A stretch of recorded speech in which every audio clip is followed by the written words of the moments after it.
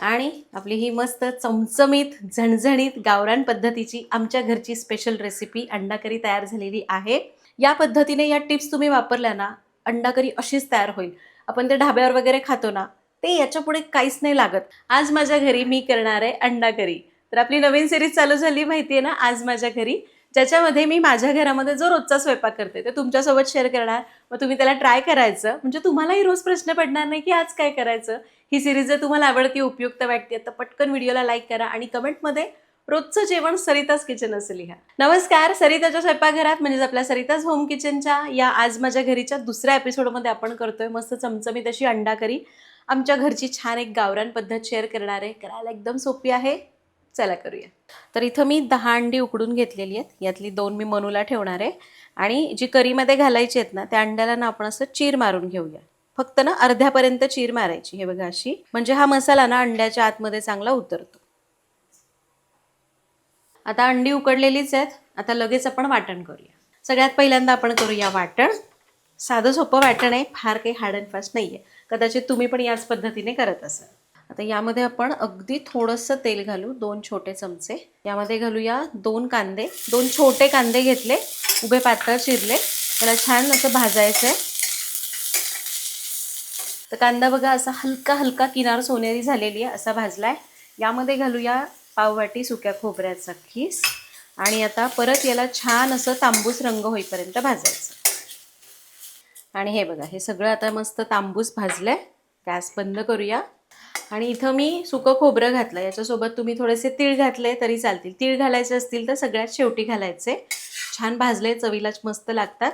आता आपण काय करू, हे संपूर्ण गार करूया. आता बघा मसाला गार झालाय. मी मिक्सरच्या भांड्यात काढला. यात घालूया 15-20 लसूण पाकळ्या, 2 इंच आलं आणि थोडी कोथिंबीर. सोबतच थोडंसं पाणी घालू आणि याला बारीक करून घेऊ.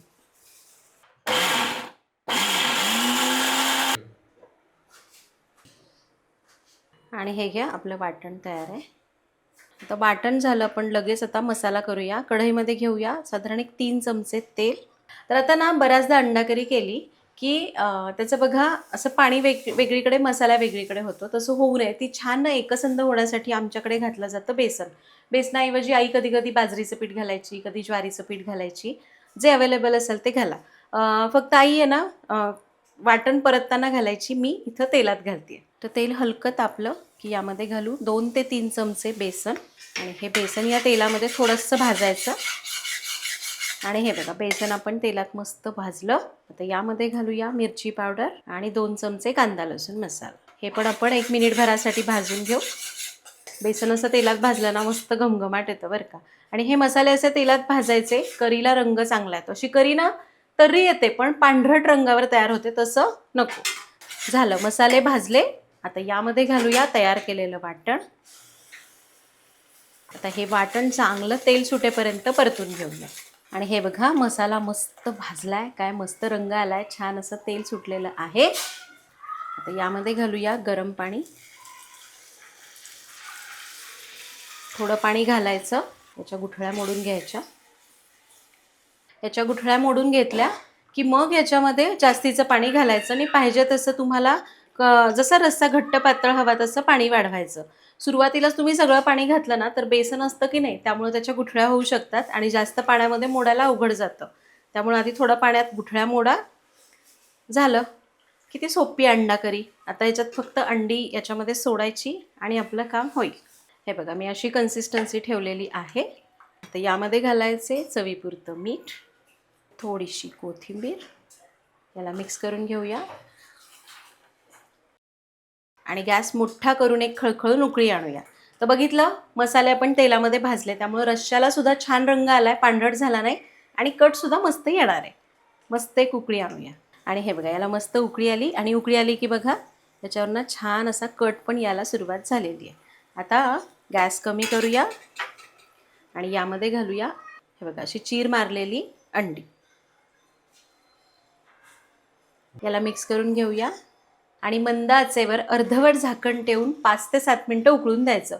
तर अंड्याला अशी चीर मारायची, त्यामुळे ना हे सगळा रस्सा त्याच्यामध्ये छान असा मुरला जातो आणि चवीला एक नंबर लागतो.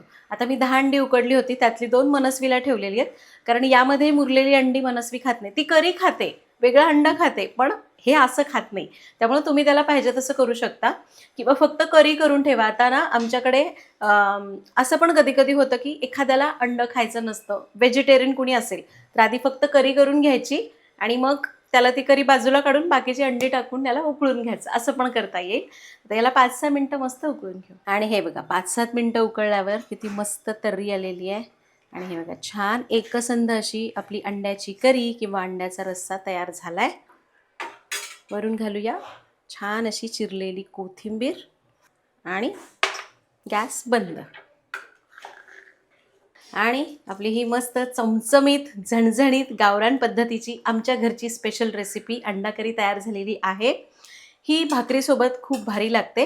आज मी फक्त भाकरी आणि अंडा करीच करणार आहे. भाकरी आता मी अजून केलेला नाही आहे. तर मस्त अशी अंडा करी भाकरी चुरायची, त्याच्यावर तो रस्सा खूप भारी लागतं. मी तर काय करते माहिती का, चपाती असते ना, भाकरी केली नाही तर ते अंडं छान चुरते, त्याच्यावरती तो रस्सा घेते आणि मग चपातीसोबत कांद्याबरोबर खायचं, खूप मस्त लागतं. तर अशा प्रकारे आज आपण हा अंड्याचा गावरान झणझणीत रस्सा केला. या पद्धतीने या टिप्स तुम्ही वापरल्या ना, अंडा करी अशीच तयार होईल. आपण ते ढाब्यावर वगैरे खातो ना, ते याच्यापुढे काहीच नाही लागत. फक्त याच्यात तुम्हाला हवं तर वरून थोडासा चिकन मसाला वगैरे घातला तरी पण चालेल, आणखीन चव चांगली येईल. तर तुम्ही पण ही रेसिपी करून बघा. आपली ही सीरीज आवडली असेल, कंटिन्यू ठेवायची असेल तर व्हिडिओला लाईक करा. भेटूया पुढच्या भागात. Happy cooking.